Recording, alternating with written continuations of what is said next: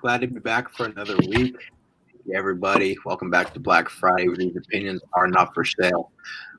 Quite a bit of action happening this week. Before we get into that, my name's Christian. We got Chris. We got Jayla. Omar will be back soon. We're still missing Omar, but he will be back soon. So stay tuned for him coming back. We all miss him. He'll be back. It's been a busy week. I honestly I've been focused more on other things, work and everything, but there were some events. No matter what, like everybody knows about stuff that's happening. So, I mean, what was the first thing you noticed this week, Chris? I mean, honestly, all the memes about the bomb in Syria, those are some funny memes. I'm enjoying them. I'm sure that the Syrian people aren't, or the Iraqi-backed or Iran, I'm sorry, backed militias that he did bomb. But I thought that was pretty hilarious. Just the fact that there's so many people who have voted for Biden who are like, I didn't vote for him for this. Where's my $2,000 stimmy? I want that stimmy too. But I knew he was going to bomb some brown people in the Middle East. I mean, it's Joe Biden. He can't resist. So, I mean, he made it. How long has it been? A month and 6 days. I mean, that might be a record. That might be a record for old school politicians to not bomb brown people. Peace in the Middle East. That is my thought. That is literally my thought, because I don't really know much about foreign relations. I'm not, a whiz on that by any means. But what I can say is that, well, the last 4 years, I haven't heard anything about, well, not say the whole 4 years, because we did have some bombings or whatever that happened across seas, but lately I haven't heard anything that was a strong we had like strong military action. So I'm curious to see what the result from this was. Everything that I read was saying that this was the same way. This was like to show that we're like a strong front. So we'll see what's happening, but literally, peace in the Middle East is deteriorating, I guess, right before our eyes. We'll see. Yeah. It says here through NBC News, great reputable source, that on Thursday he ordered airstrikes on buildings in Syria that the Pentagon said were used by Iranian-backed militias in retaliation for some rocket attacks that occurred on some U.S. targets back in Iraq. It's unconfirmed, but they say that the strikes killed at least 22 people. Unconfirmed local reports, and the Pentagon press secretary said the bombing was carefully calibrated, proportionate, and totally defensive. They're saying that it caused casualties, but they say it's too early to say how many militia fighters might have been killed or wounded, and they're not going to go any more into detail about that. So will we know how many people totally died? I don't know. I think at some point we'll probably get a number to find out how many. But this is, I mean, regardless of if you're for or against it, this is against what Biden's platform was. Everybody that voted for him are pretty upset about this right now. Well, they're doing everything they said they weren't going to do. $2,000 stimulus check, not bombing Iran. What else? $15 minimum wage hasn't come up yet. That hasn't happened, unfortunately. That's probably going to come up soon. He's not doing the student debt relief. He said he's not doing the $50,000. So I had a screenshot from a tweet here from Shank, who I think that's how you say his name, from the Young Turks, and he actually put Joe Biden bombs Syria and kills the minimum wage hike, confirming every fear progressives had. Soon they'll renege on getting $2,000 checks to everyone in the middle class by limiting who gets it. So the establishment is back, and everything absolutely sucks, according to him. I mean, come on, the establishment is back. That's exactly right. So I'm glad he pointed it out. We'll see what the progressives think going forward. Hey, but at least a lot of brown kids might have died here, but at least there weren't mean tweets. Okay, at least there weren't mean tweets being sent. Who cares about human life being blown to bits? But mean tweets weren't sent, and they didn't make me feel bad. Oh, okay. And Biden has transgenders and black people in his cabinet, guys. So it is okay for him to bomb brown people in the Middle East. He's woke. He's PC. It's all fine and dandy. It's honestly seeing like progressives like, oh, Biden, he's going back to the status quo. It just makes me a little happier because I'm like, you all went against somebody who was not the status quo because he was not the status quo. Donald Trump. They were upset because he was not the status quo. He wasn't presidential, and they elect literally status quo, the literal status quo, Joe Biden, who's been in office for God too long. And now they're complaining because he's too status quo. It's like, make up your mind. What do you want out of this? Like, Donald Trump was not a racist. Donald Trump was an a-hole, and he did have some pretty mean tweets. But he was real with us. Joe Biden will tell you everything to your face, like, oh, yes, Black Lives Matter. I will work with you. Get the vote, and then he's dipping. He's not coming to Martin Luther King Avenue. He's not coming to Malcolm X Street. He's staying away from the ghetto. He does not care. He'll see you in 4 years if he's alive by then when he asks you to vote for him again.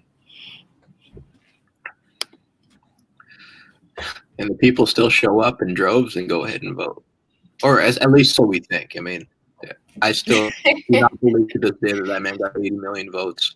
I don't believe it's possible. I really don't believe it's feasible.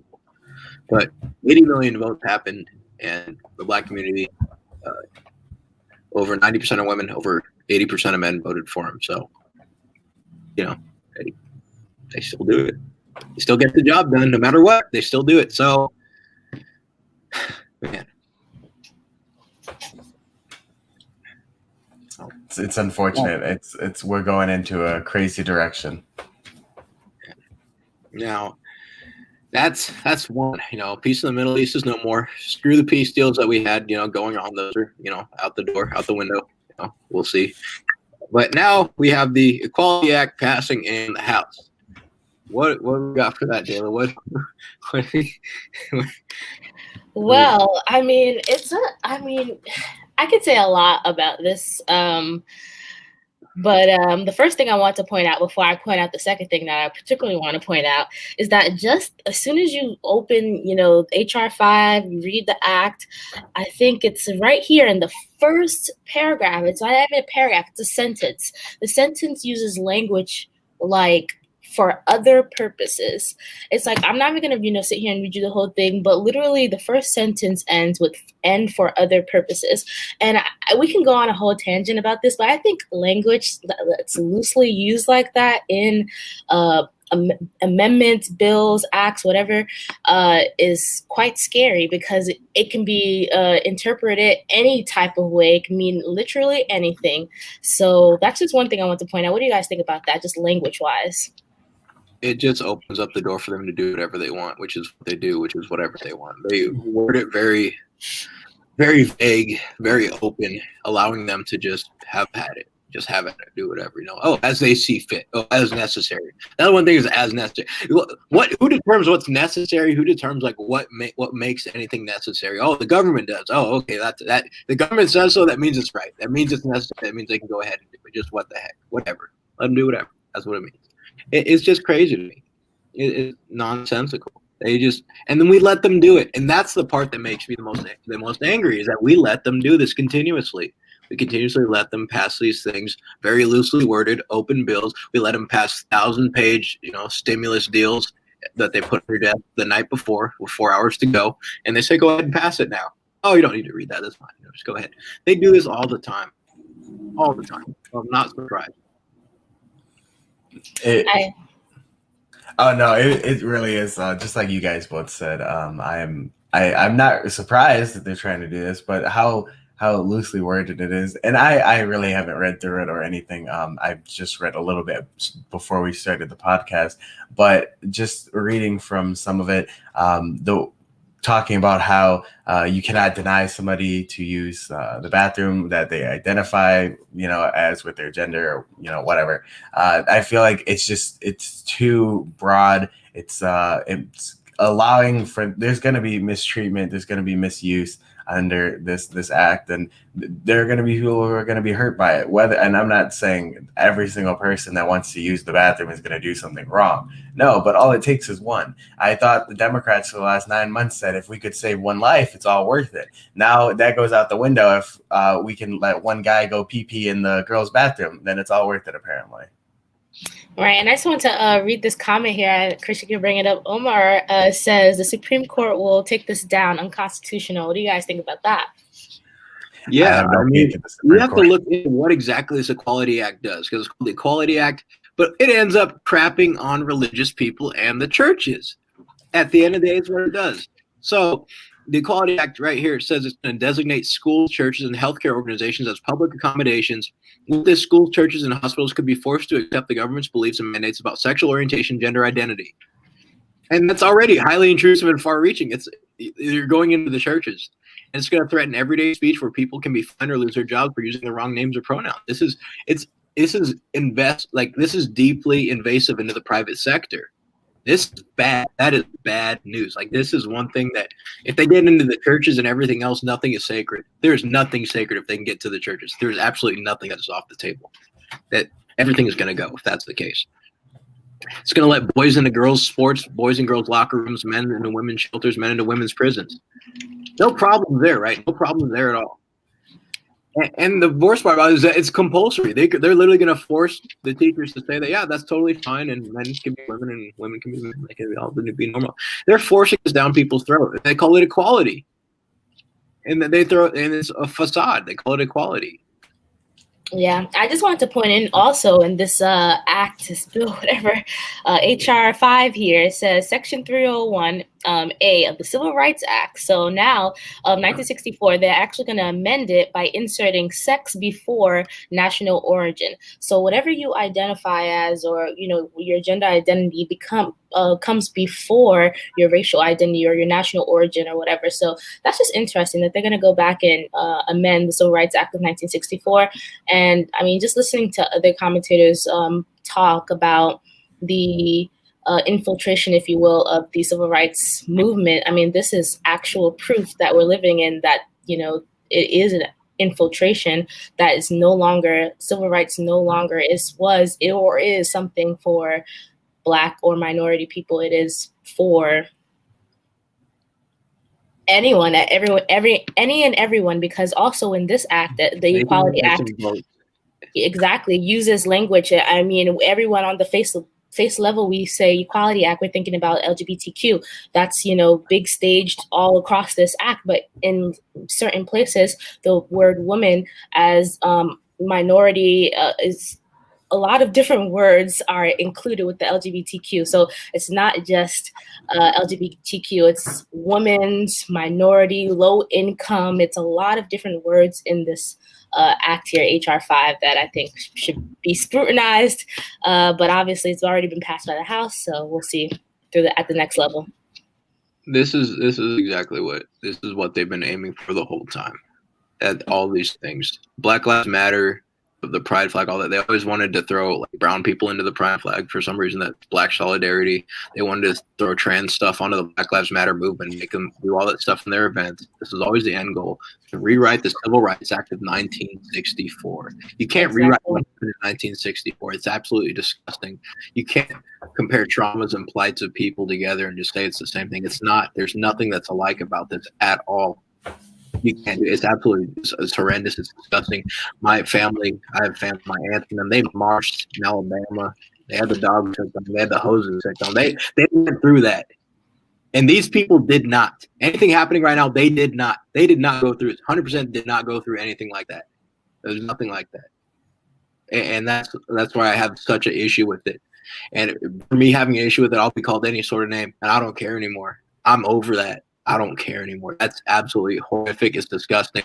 And people that are supposed to be for the Black people should be calling this out too, 100%.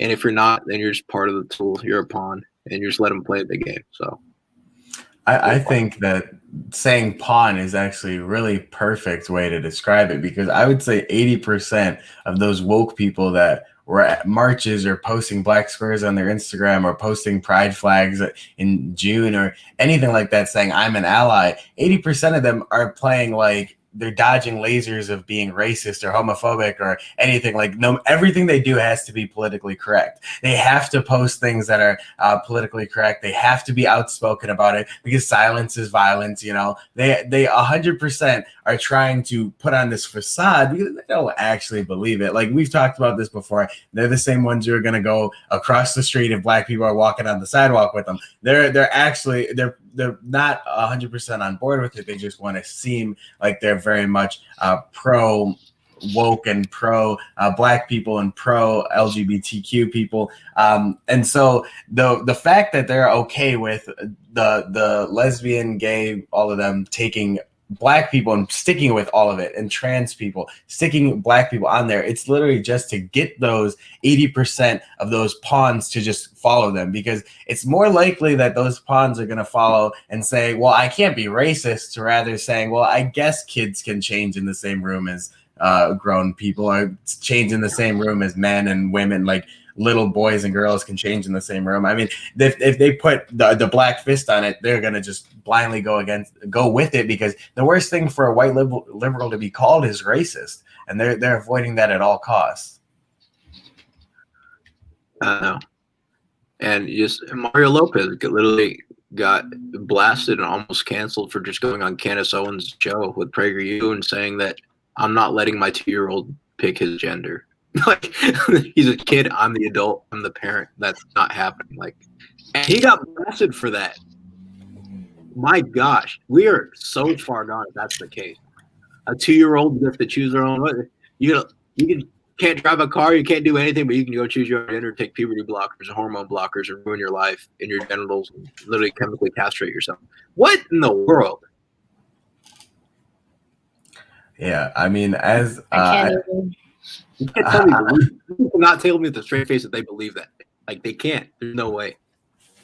Yeah, I'll use my as a parent card for the first time. Honestly, I could never imagine being like, "Oh yeah, honey, you're 3 years old and you think you're a boy. All right, cool. Let's go with that. You want some medication for that?" Like, no, kids are kids. If your kid says that they want to stay up all night, parents are supposed to be there to give them some sort of boundaries, give them discipline. You can't just let kids do whatever, because they're not going to live. They're not going to learn responsibility. They're not going to learn to have boundaries in their lives. They're going to do whatever. Kids need to be taught that. And I feel like so many people in the last generation or two really were raised without the boundary, without the discipline, and now they're trying to project that onto their children, saying, well, I didn't have anything like that, so if you want to be a man, I don't see why not. I mean, it's just like overreaching so far, and it's so quickly. It really scares me to think, where are we going to be in 20 years? If this is woke now, what's 20 years from now? What is going to be okay in 20 years? I'm very concerned to think about that, because progressives are going fast. Bestiality. And I'm saying, I'm not laughing, because there's literally people that protest outside the Capitol like every day wanting to marry their pets. There are those people here that literally like that. What else is coming? Wait, just think about it. It's coming. Whatever it is, it's coming. We used to joke about this 20 years ago. Like, dudes used to wear girls' dresses on Halloween like it was a joke. Nowadays, that's everyday school wear. Or what? Like what? Like, it used to be a joke, and now it's normal. It's normalized. All this stuff, like, oh, I married my son. People are gonna do it. People are really gonna try to do it, and everybody's crazy. Tell me it ain't coming. Tell me it's not coming. I can't even argue with that, because honestly, anything could happen. Any with that kind of language, anything can happen. So who knows? It's getting super woke out here. You know, who are gonna start marrying their chairs?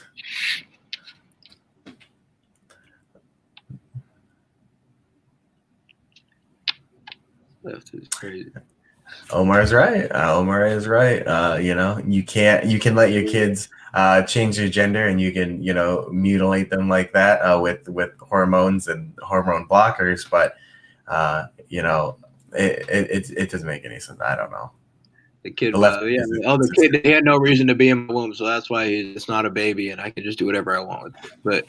But now it's born. Now it can change its gender, it can do all these things, but Yeah, and they say it's like a human rights violation if you don't give your 3-year-old hormone blockers. Like, no one's gonna no. Any medical professional that is willing to do that needs their license revoked. You are obviously not looking out for the best interest for children anymore. You are looking to spread your woke agenda, and that is why you should not be practicing medicine. They need to be in prison for that. They need to go to jail. They need to go to jail for knowingly like violating a minor and like ruining their life. Literally, they should go to jail for that. 100% related. It's terrible. Knowingly doing that, and the parents too. The parents, no. I want to get your guys' opinion on this. I saw this on social media the other day. So, I was about to say Planet Fitness. No, Planned Parenthood. Apparently, like in the last 20 years, their abortion rates were going down, everything like that. And this is, of course, put your tinfoil hats on. There's a conspiracy. Abortion rates are going down. Planned Parenthood's losing money. So in the last 10 years, what have the left been pushing that big pharma and left can make money off of it? Transgenderism. Abortion is a one-time thing, where transgenderism, you are going to continuously come back to get your hormones continuously. You will always need that. You will always need those. It will not stop. It is much more money in their pockets for them to get you to come back and take that medication. Where in abortion, you can get an abortion. I mean, I was gonna say once a year, but I mean, there's probably some people who have gotten a little bit more than once a year. I don't know how often you can get an abortion. No, literally. I mean, I wouldn't put that past Planned Parenthood. We can't forget their roots, right? The eugenics program, and what comes also with transgenderism.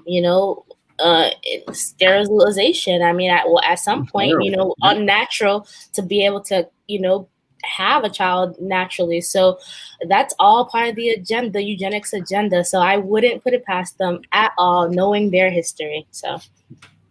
Yeah. I mean, I don't know if I believe it or not. I just thought that was interesting. So I wanted to, pass it along and see what you guys thought about that.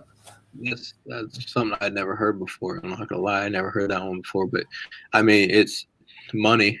People got to make money some way. People got to find a new block of customers, a new block of voters, a new block of whatever else they need to keep insane business. So I wouldn't be surprised at all. Yeah, I mean, it's just 10 years ago that transgenderism was not really an issue. At least I don't remember it being an issue. I don't remember really anybody being transgender 10 years ago. And now it seems like everybody is transgender. It exploded. I mean, I don't know if on the census there's a question hey, are you a tranny? I'm sure there isn't, but it's you just walk around and I don't care. Whatever you want to do. You want to wear a dress? I don't care. That's not my prerogative to tell you can't do that. But it really seems like so many people started being transgender because of the movement of it basically saying it's the next civil rights movement. No, it's not. Get out of here. You do not face what people back then faced. It's not the same struggle. You trying to go to the Target bathroom because you're wearing a dress, go to a different bathroom. That's not the same struggle as people trying to be able to vote and live and be equal. So I think really it's that victimhood mentality that people want to be victims. So they're I don't know what I am. I'm an edgy teenager. I'm 14 to 21. I'm just gonna say I'm non-binary. That's a cop out right there. You don't have to choose. You're just non-binary or you're gender fluid. You can go back and forth. It's Tuesday I'm a woman. It's Wednesday I'm a man. It really, this whole movement I really think is heavily laid with BS. And there are trans people who are real. I know trans people who are real. I do believe them, and they can be whatever they want. I don't care. I'm not going to tell them they can't. But there are so many people who are obviously fake transgender people who just want those oppression points that they can throw back against white cis men.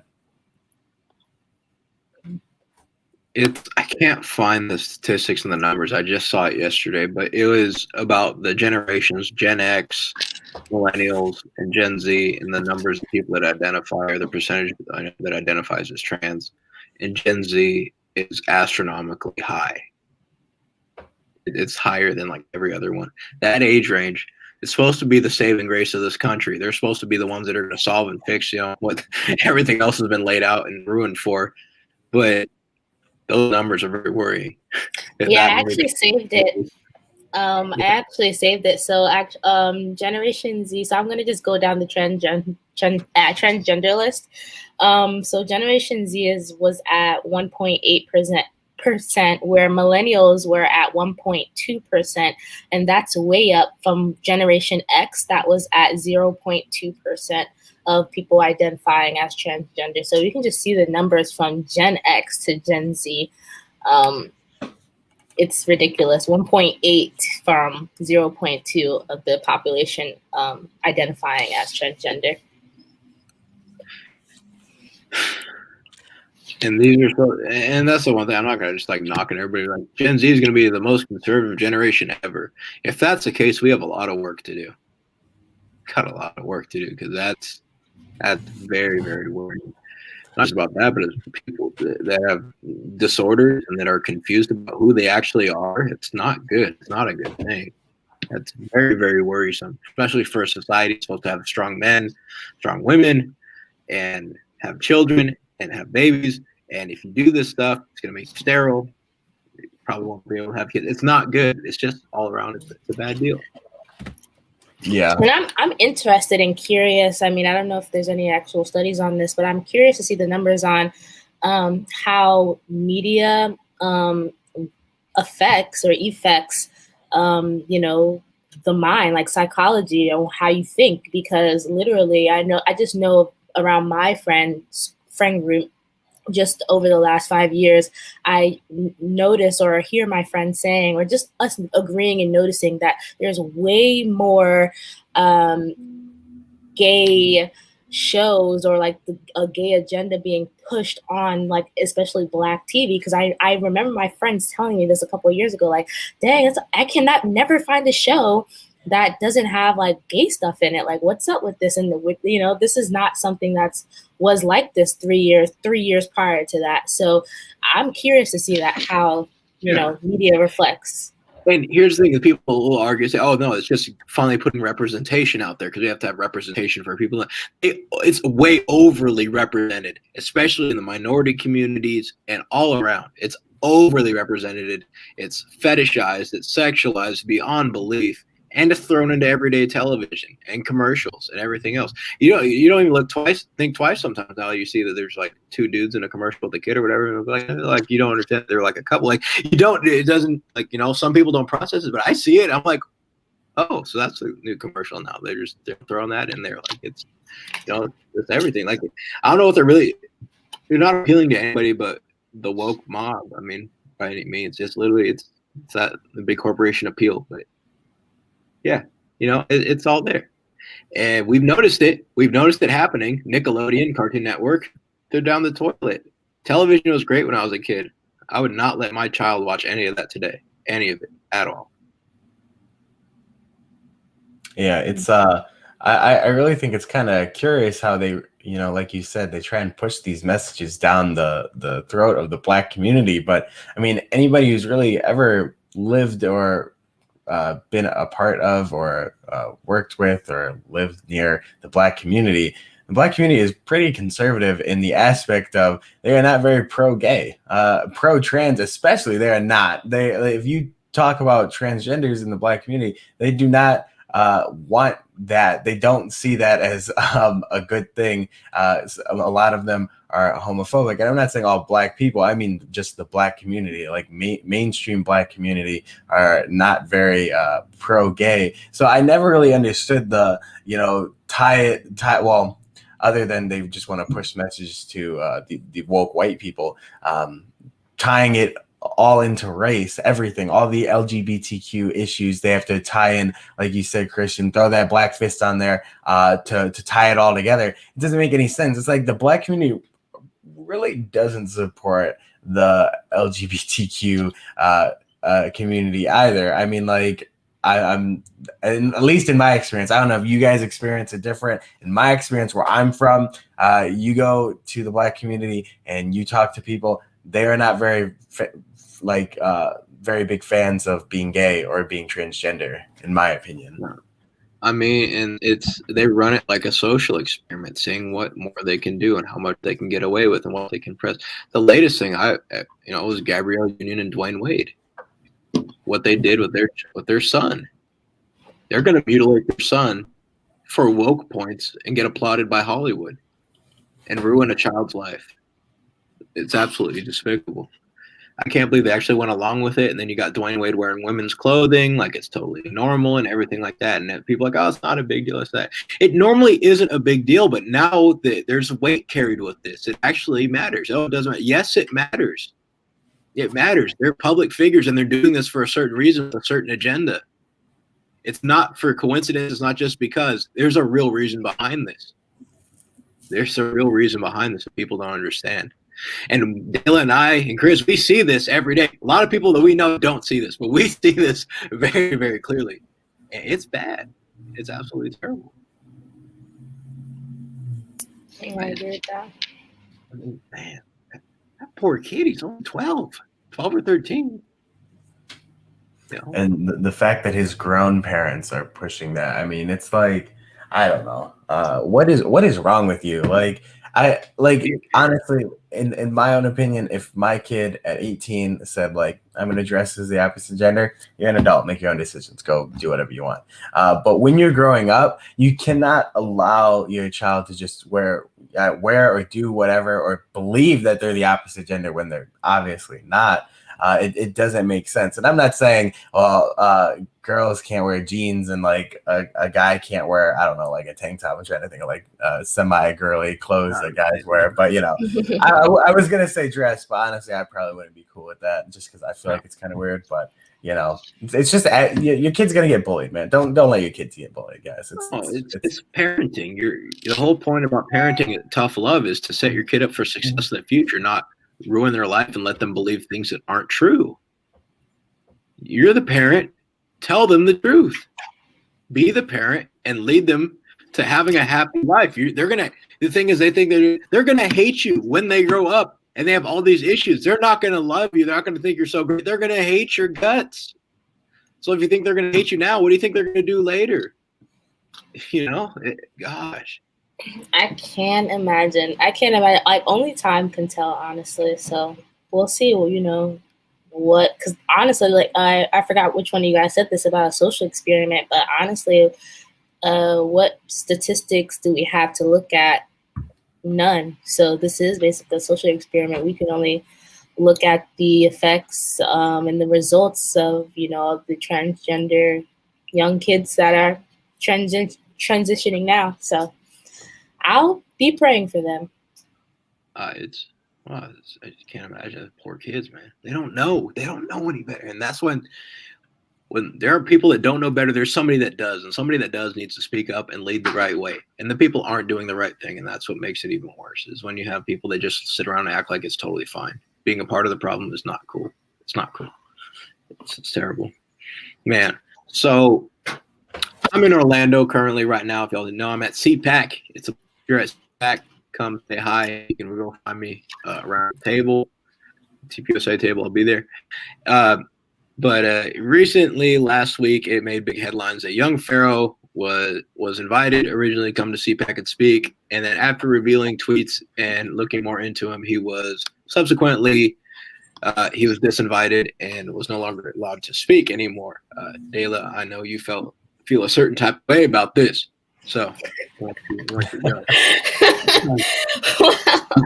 yeah, I mean, I did feel a certain type of way because, I mean, not only I've never been to CPAC. Let me just say, I mean, I've never been to CPAC, and I don't really follow it like that.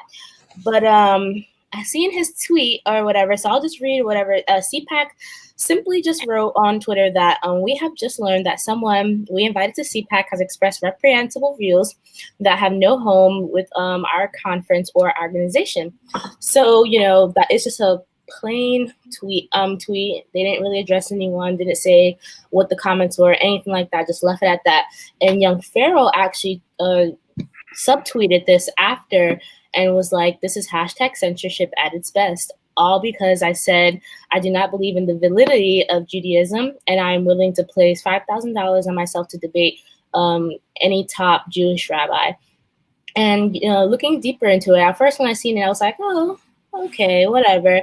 And then looking more into it, I seen that the theme for this year's CPAC was America Uncanceled. And that was just so ironic to me. I mean, for me personally, something that just gets to me is hypocrisy. I don't, when I see it on the left, that's something that just with the left that made me not ever want to be a Democrat. You know, when I was very young, I saw that and I was like, not for me. So when I seen that that was the theme of this year's event, and they immediately, you know, invited him, everything, and disinvited him, like I seen other people say, you know, whatever the case may be with his comments, it's a private, you know, it's a nonprofit organization, whatever, a PAC, whatever. You can choose to invite whoever you want, disinvite whoever you want, but the vetting process, did you not vet in the slightest before allowing? This is the biggest issue, Dalen. You just touched it on the head. Conservatives, as seen by Ted Cruz, you know, in recent weeks and everything, are terrible at optics. We have the absolute worst optics, presence, and everything. It's America uncanceled. Okay, it's literally the theme is America uncanceled, y'all. I'm sorry, it's America uncanceled. If y'all spent 20 seconds looking at this dude's Twitter timeline, you would have gotten an idea of whether or not you wanted him to come, and it probably would have been no. You probably shouldn't have been invited in the first place. But now that you did and you rescinded it, now you look terrible for the fact that you did it. You conservatives are literally the worst at optics, and we need to learn from the left on this. We are literally the worst at optics, 100%. It's so bad. This is why we come off as rich people. We want poor people to die all the time because we literally have horrible optics on everything that we do. That's why we think we're terrible people. It's literally so bad. The optics honestly, I don't know who young Pharaoh is. I don't know. I've never heard of him before this story. But honestly, like I googled him. He looks pretty woke. Just from the pictures, the pictures that came up, and I was like, when I heard he was canceled from CPAC, I was like, oh, who is this? Young Pharaoh. I thought it was like a musician, you know. And I Google him, and I'm looking at the pictures. I'm like, they invited him to CPAC. That's just from the pictures, I was like, that's surprising. And when I heard what he got canceled for saying, although, you know, that may not be the most popular thing to say, well, let me ask you guys, because I'm not very religious, why is that so bad? Why not let him have his point and then debate him? I'll answer this like this. Like, it's what he said in those tweets and everything rub a lot of people the wrong way out here. The way that things are run out here, it's a tight ship, and the way that they want things to be said. What he said was considered to be anti-Semitic comments. A lot of people were deeply offended by it. You know, I don't know who exactly. I mean, there are people that spoke out. I don't know, like all names, you know, but that didn't like it whatsoever, and they didn't want anything to do with it because they thought it was anti-Semitic, and they didn't want that there at the conference. So that's why they, you know, people were like, it's reprehensible. And then the people are just like, it's free speech, and people say whatever the heck they want. And there's those people. And so and that's right. My favorite. This is so interesting to me because literally, I don't get it. I get it on another level, but then on a human level, on a basic level, I don't get it because, let me just say, like you said, Chris, like, why is that such a forbidden? Like, why can't we as grown people debate any topic? That's just period, point blank. And as like I said, something that I don't like is hypocrisy. So when I see it, I'm gonna have to call it out. And yes, people want to say, oh, America was founded on Judeo-Christian values, whatever the case may be.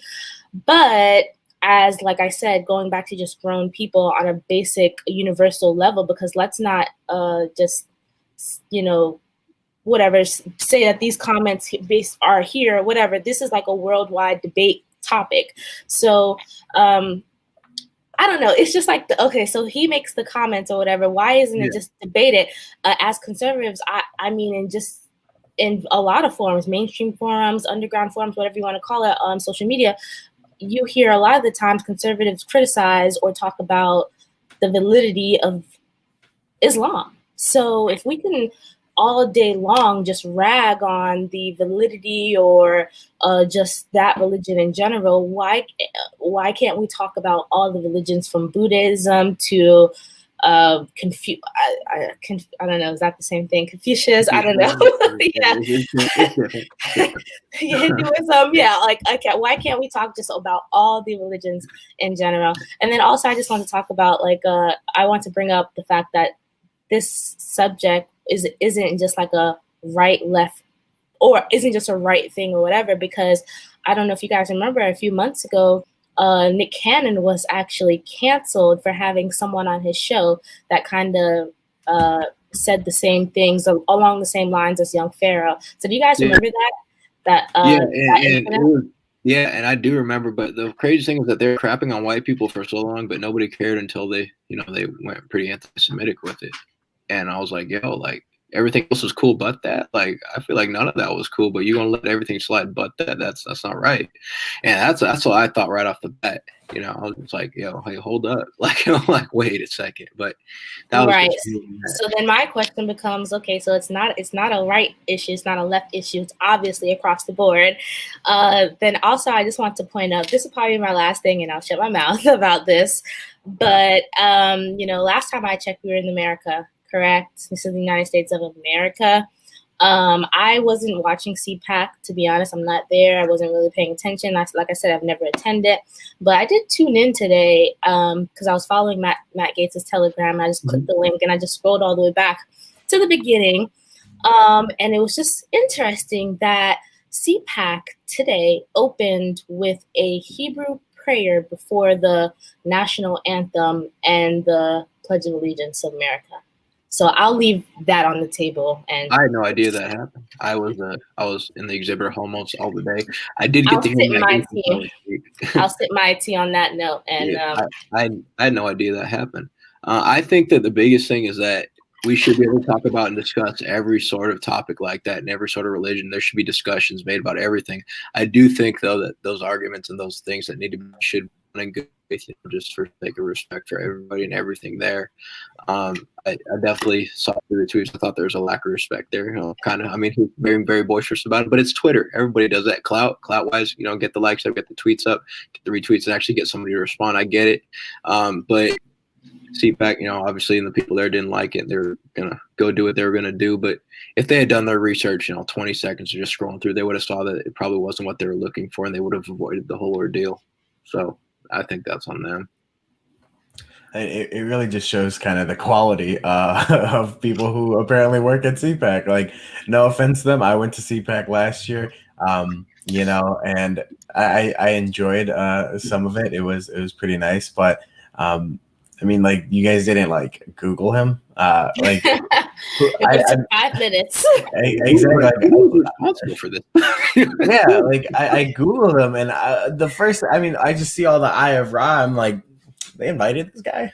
That's pretty surprising. I don't know this guy. I don't know if he's big on Instagram or Facebook or whatever. Is he a conservative, or is he just woke? Why? He seems Hotep. He seems Hotep. Yeah, exactly. He doesn't have any labels. Honestly, no. He doesn't label himself, and he was a very big Trump supporter. When I guess last year or whatever, he not jumped on the bandwagon, but he became a Trump supporter, and he did a lot of things with conservative Tea Party kind of organizations. He did a lot of work with. So he's a Hotep Trump supporter. Okay, okay, makes sense. I was just curious, why was he even asked to speak in the first place? And second, just I know we kind of said this, but I want to reiterate kind of the hypocrisy on our side this week, because it really is.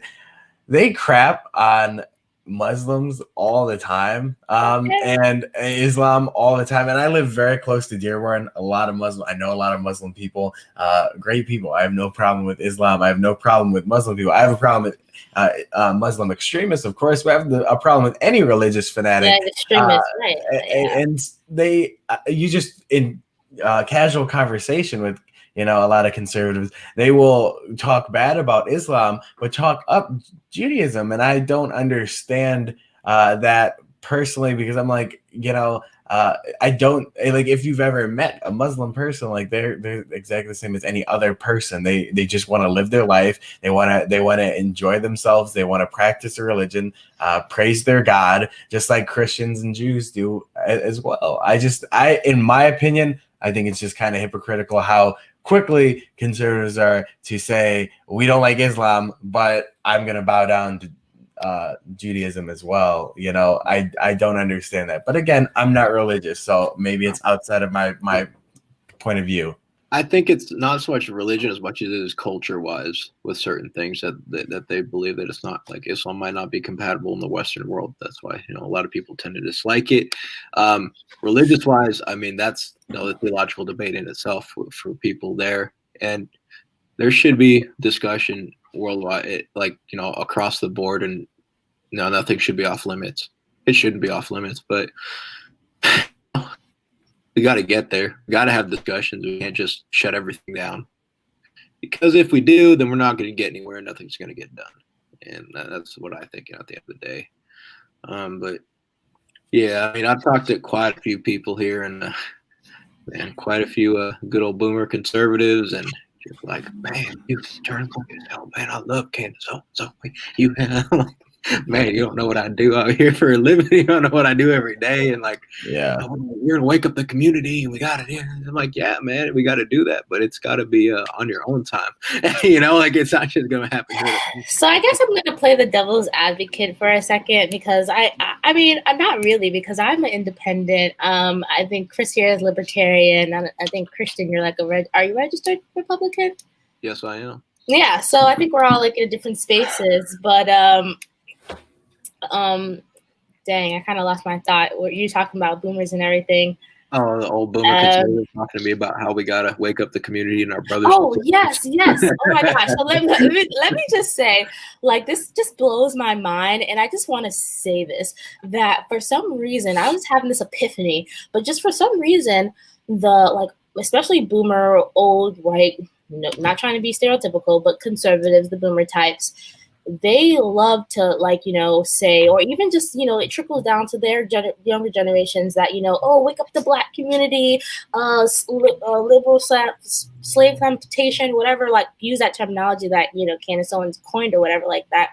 But at the end of the day, what makes you think that you're not wrong as well? The government has lied to everyone. What makes you think that that the system hasn't played both hands? We always talk about the eagle or bald eagle, whatever, with wings at the 2 wings with the same or whatever like that, or of the same bird. We always use those analogies or whatever like that. But it's just really interesting that they people use that terminologies about the left a lot. But what makes you or so much educated or so much more in depth with the social or economic or just political problems that we have across the board?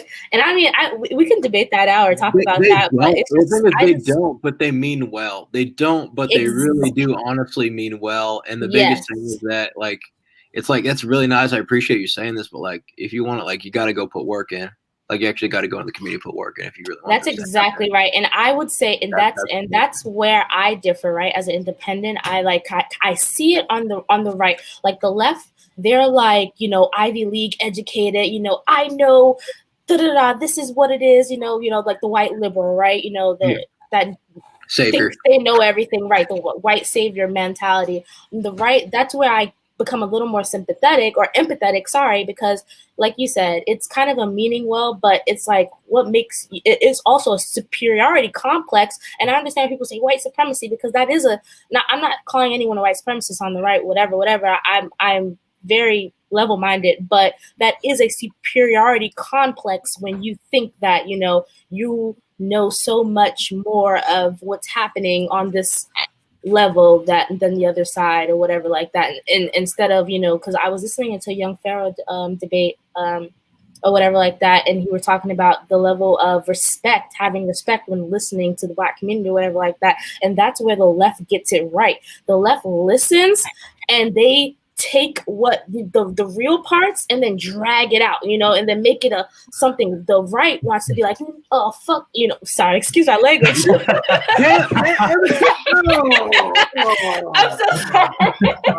You know how long it took me to edit Omar's part? I had to learn how to do it. Man, we were almost 6 episodes past, man. We're hitting a milestone. I didn't say anything, but the other they just want to say forget what you have to say, and forget what you have to say. I know what's going on, right? And come over here and let me tell you. So it's just more, if we just that's all. I think that a lot of the Black people who aren't really progressives are and just fighting for what they Black Lives Matter, what they believe. If the right would do that, just shut the heck up and listen and actually take notes and go from there, then I think the right would do better going forward for sure. To show people that there's everything. Empathy is something that we have to have. Facts don't care about your feelings doesn't win over people at all. It makes them think you're an a-hole and a jerk, but it doesn't win them over or change their heart or their mind. Really, at the end of the day, it doesn't really help. If they want to make change, they really got to go in there. Say, what do you need? How can I help? And then just listen. And the thing is, you have to earn the right to speak to these people. You have to earn the right to talk to them. You actually have to go in there, see what they need, and just do your best to help. Don't mention, hey, I'm with the Republican. You don't have to say any of that. You don't have to say any of that stuff. Just go in there and listen. See what they need. See what they help. It's not black, white, blue, whatever. It's when it's in the local community, man, people just need help, and they just need practical solutions most of the time. Not just giant, widespreading. That's what the left does. They turn this. It's a systemic reason. No, bro. They just need some potholes filled, and they just need the buses to show up on time. And they just need a little bit better mode of transportation. But they turn into a big old thing, and that's why if the right could, and even more so on another level, which that's a lot. It's not another conversation for another day. But what I think the Black community really needs is reparations and to be left the F alone. I think literally that's it. And it's very simple, but that's a deeper conversation for another day. But at the basic level, that's the solution to the problem. Well, I 100% agree with both of you on that because I living very closely and I don't like saying I lived in the Black community because when I say that, people think I lived in the hood.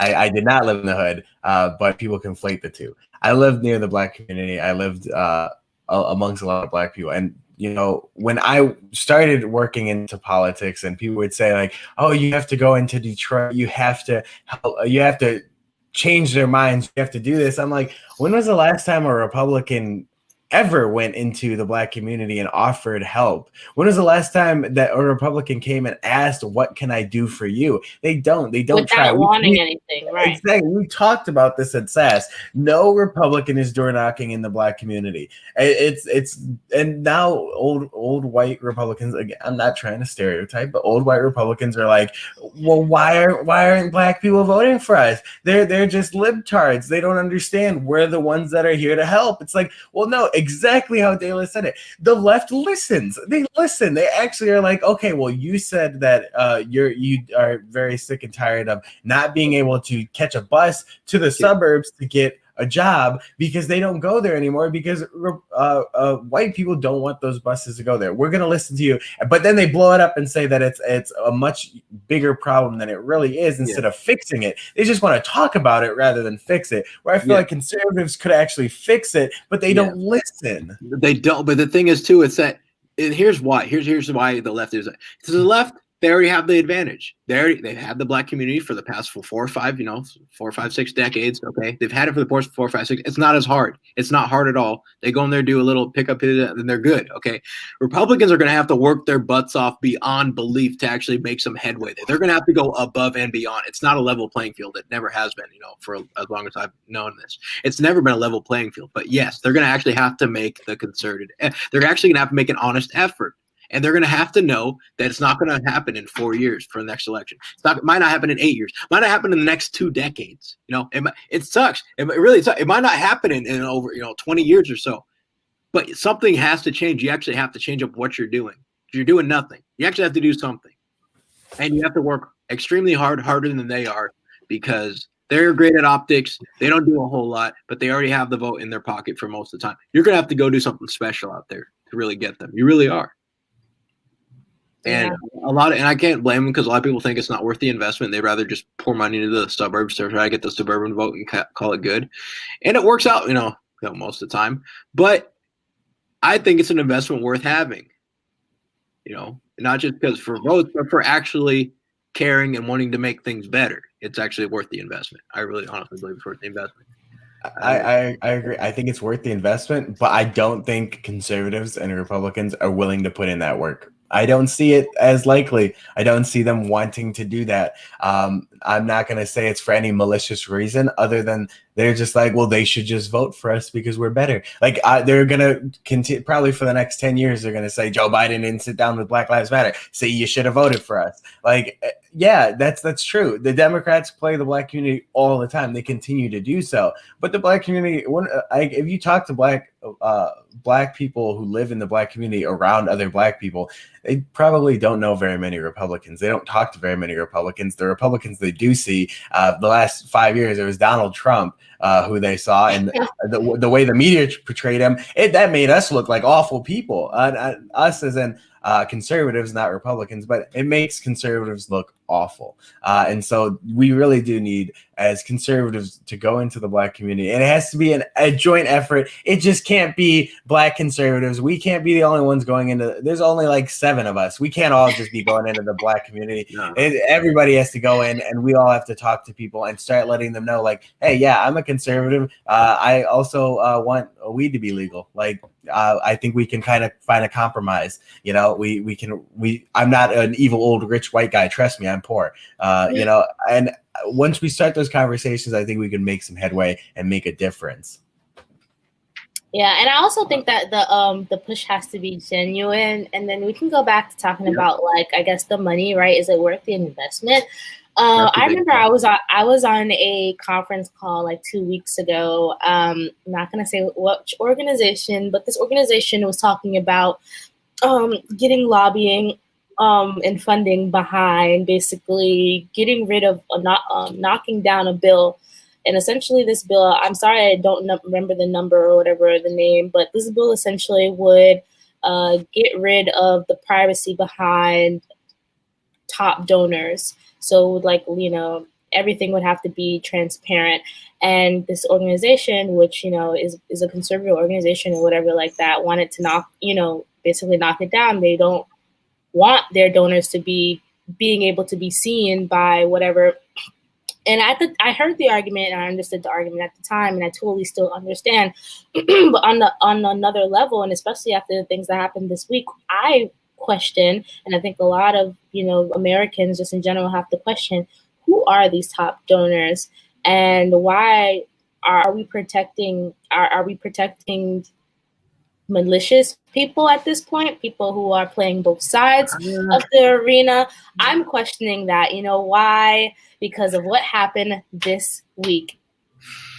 Because if private citizens make donations, I don't know if they want their info and their name out there. I mean, it's over a certain threshold.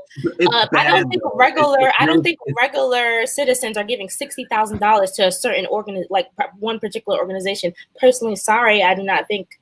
Yeah, but in the political climate, how hyper polarized this is, people things find your and they're going to read and then you get doxxed. Like I understand that part, and that's why I totally understand that, and that's the way I looked at it at the time, and that's the way it was presented. But like I said, when I'm presented with new information, I have to reevaluate what I'm thinking, and as this week that passed, I was presented with new information. So, going forward, we'll be continuing to look at it. But I'm definitely looking now at both sides. Like Shank said, the establishment is back, and the establishment is on both sides, and I'm looking real hard. Yeah, I mean, it really depends. I'm just like, businesses and corporations, sure, 100% leak the names. I don't care. It's a business corporation or whatever. It's big, it'll be fine. But like individual names of certain people, it's just like, I mean, are we really gonna find George Soros tied to something? Are we really gonna catch him? Are we really catch him? You know, like, yeah, and I wish I had the bill because I think that I don't know if it's just private citizens or it's a mixture. It's like or it's just a number or whatever. But I'll look into it and we'll see. But I'm curious. I'm questioning things now. After what happened this week, and I think a lot of people should start questioning. Are we in America? Is America actually first? yo, I almost want to play the South Park clip, man. I almost want to play the South Park clip right now. Your final thoughts, Chris? I mean, final thoughts. Interesting week. I do enjoy these kind of talks where we can really kind of play it both sides and say, well, the left did this, because we always are talking about what the left did. But I do think that for us to remain true and honest to ourselves, we have to call out the right. When the right does something, we have to call them out as well, because we call out the left, and in our line of work, we're calling out the left all the time. I think the right, when they do stupid things, we have to call them out. I don't have a lot of respect for a lot of politicians in the GOP. I think the GOP is pretty spineless. I think the GOP bows down and bows down to the left continuously, and they're going to. That's why we keep losing. So I mean, I'm not a huge fan of them. So maybe I'm biased, and that's why I like to knock them down a little bit. But I mean, I'm just looking forward to seeing where we're going. I think these next couple of weeks are going to be very interesting. Now, after what Biden did with Syria, the bombing, I think the news we're going to have a busy couple of weeks ahead of us on the podcast. We're going to have a lot of things to talk about. So, Omar, I know you're watching. Come back. We need you to talk about policy. We need some policy coming up here. Yeah. It wasn't just a one-time thing. I really think this is going to be leading to something else, and it's unfortunate what's going to happen with that. So, yeah. Back to what Dayla said there, like you said, is this America? Is this America? Because, I thought this was America. And if you guys ever watch South Park, Driano will appreciate this if he's watching. What? I'm not allowed to stand up for myself? I thought this was America. Huh? This is America? I'm sorry. I thought it was America. I'm sorry, I thought this was America. Seriously. I thought it was America. That's probably the greatest episode of South Park ever made. That's that episode. Yeah, it's right there, right there. I thought it was America. Yeah, it's one of the greatest parts ever. That's funny. I do have one final thought for you guys. Let me give it to you guys really quick. Hold on, let me share my screen. This is my final thought of the week. Hold on. Make sure you guys can hear this. Yellow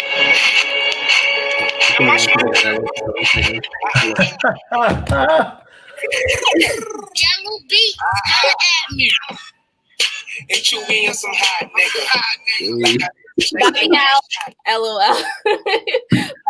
Bobby Shmurda is out of prison, y'all. If y'all didn't know this already, we're talking about the culture. Bobby Shmurda came out of prison and started looking to watch the newest Vine. Unfortunately, he was very saddened to learn that Vine had died. It's a sad day. LOL. So I'm looking forward to some good music, maybe some collaborations. We'll see what's gonna happen in the hip hop industry in the coming weeks. We're gonna see. We didn't even talk about all the 6ix9ine antics out in Miami Beach this last weekend, but that was something else. That in itself was wild. That man does not care. He's out for some heads, and he's going to keep going until he gets stopped. So, just stay tuned for that. Yeah, that's all I got for the end of this week. Y'all, thank you for tuning in. It's been another week of Black Friday. We'll see y'all next week.